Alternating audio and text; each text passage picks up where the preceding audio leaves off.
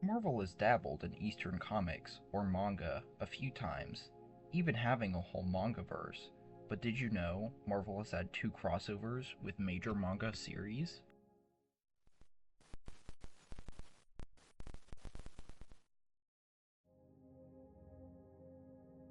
After the completion of Marvel's Mangaverse series in 2006, many fans wondered if Marvel would dip their toes into the Japanese style again.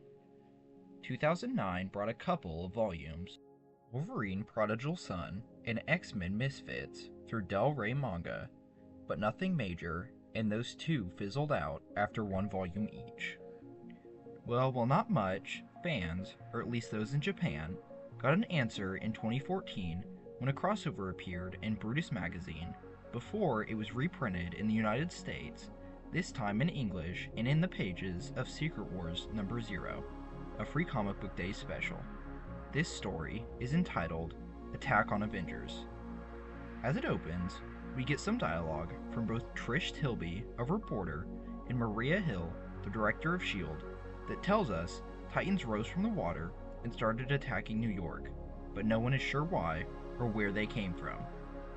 We see Iron Man zooming through the sky to confront them, while Spider-Man takes on two of the smaller ones alone. He gets one in the face with webbing and slams it into the ground as he kicks the other, knocking a tooth from their mouth. He then uses an electrical pole of some kind to knock the kicked one out. We cut to three of the Avengers, Captain America, Hawkeye, and Black Widow, as they take on two. Cap figures out they have a weak point on their neck, and Hawkeye quickly makes work of one while Widow fires at the other. We next see Hulk being approached by a feminine Titan just as Iron Man arrives and dispatches the Titan.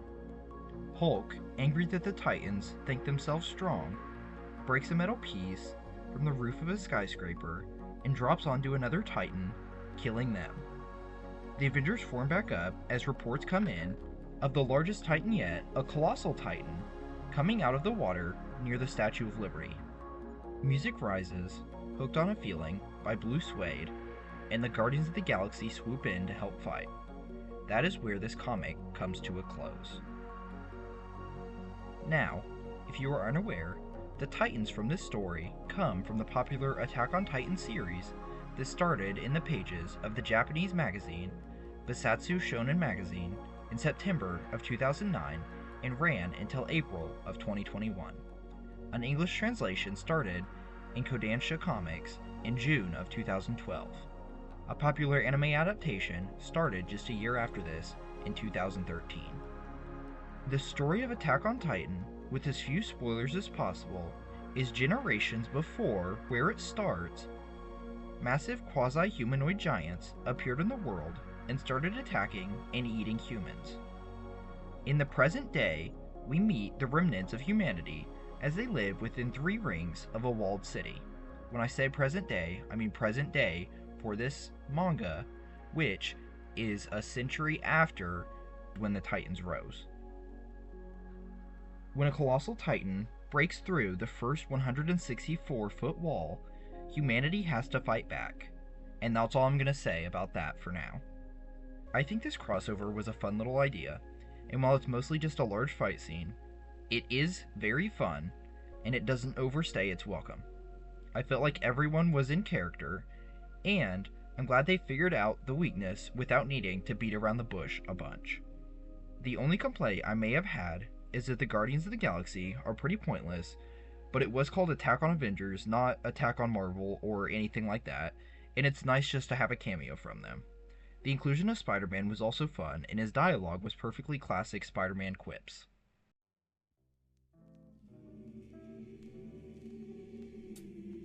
If you're enjoying this video, consider checking out my Patreon. The voicing, editing, visuals, everything that goes in this video is all one person, and that's me. And I really would like to do this for a living, and I currently have no patrons, so if you want to be my first patron, go check out my Patreon, and that's patreon.com/dookieclips.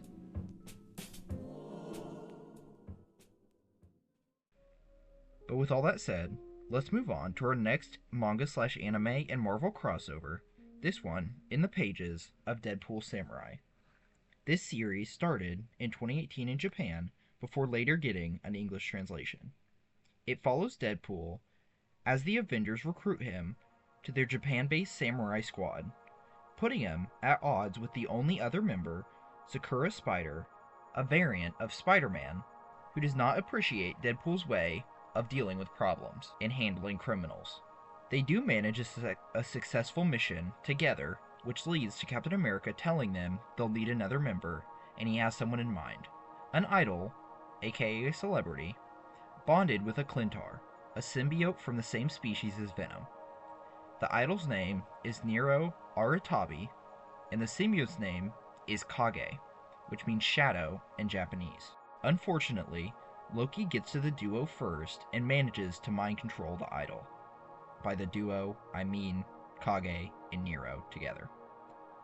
After a fight, Nero is freed from the mind control device by Bruce Banner, and between two of them, they figure out that Loki's plan is to get and destroy the Gateway Controller, a device that is preventing Loki from reaching into other universes and summoning villains.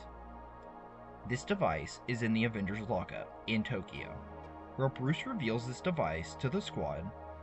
Mind control Hydra agents attack, and Bruce gets knocked out before he can transform into the Hulk. These agents are easily dispatched until one reveals they have brought back Thanos, the Mad Titan himself, from his seeming death.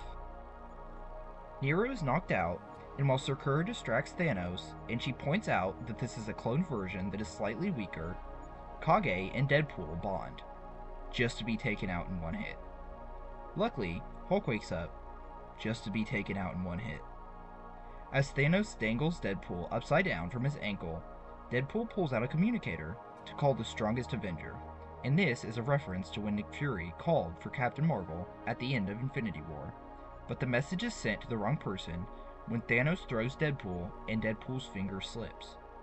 We see it was sent to someone or somewhere with a symbol of a U with an A inside it, and this may look familiar to you if you are a manga reader or an anime watcher. The hero who responds is All Might, Japan's #1 hero. He punches Thanos into a wall and leaves, but did sign Deadpool's MHA, Tenboken volume, we had seen him reading earlier. Thanos gets one last blast, destroying the controller that had been preventing Loki from summoning villains, but if you want to know what happens next, you'll have to go read this series for yourself, because our crossover has now ended. Deadpool Samurai as a whole is just amazing. I really enjoy it, and it has so many great references to other manga and even other Marvel projects. Like I said, the Infinity War reference, there's a reference where Thanos says, "I am inevitable," like he does in the movies. There's a reference where Sakura Spider starts to go into her backstory in the exact same way that they do the backstories in the Into the Spider-Verse movies. And so it's very fun and full of references to different things. There's references to Fire Punch, there's references to Dragon Ball. It's just all around. You can see the care and respect that the writer has for the things that have come before, both manga and comics, or both manga and other Marvel projects. Now, for those not in the know, All Might is from the series My Hero Academia, originally being in Weekly Shonen Jump from 2014 to 2024 in Japanese, and getting an English translation starting in 2015. An anime adaptation debuted the next year in 2016. And this series follows a group of students attending UA High School, which is why the symbol we saw earlier exists. And, in this heightened reality, 80% of the people develop quirks or superpowers in their lives. The main character Deku, who was born quirkless, is chosen to become the next wielder of the one-for-all quirk that empowers All Might, a character that is heavily inspired by Captain America and Superman, and has a variety of abilities. Well, like I said, Deadpool Samurai features many references to other manga, and Sakura Spider's outfit and demeanor bear a striking resemblance to those of a student from My Hero Academia. It is safe to say the writer and artist were both fans. This love and appreciation for both Eastern and Western comics comes together beautifully in this crossover, and though short, it once again does exactly what it needs to, and leaves it at that. It was also great for me because when I picked up both of these, Secret Wars number 0 when it came out in 2015 for Free Comic Book Day, that was when I was first getting into comics and it was the first Free Comic Book Day I ever partook in. I don't know if that's the right way to phrase that, but anyway. And Deadpool Samurai Volume 2, which I got at Books A Million in about 2024. I had no idea that either of these crossovers lay within. As both a manga and comic fan, it is so cool to see the two come together in such fun ways, and I hope to see more like this in the future. And I know I probably mispronounced Japanese names in this as I'm a dumb American, but thank you for watching, and have a great day.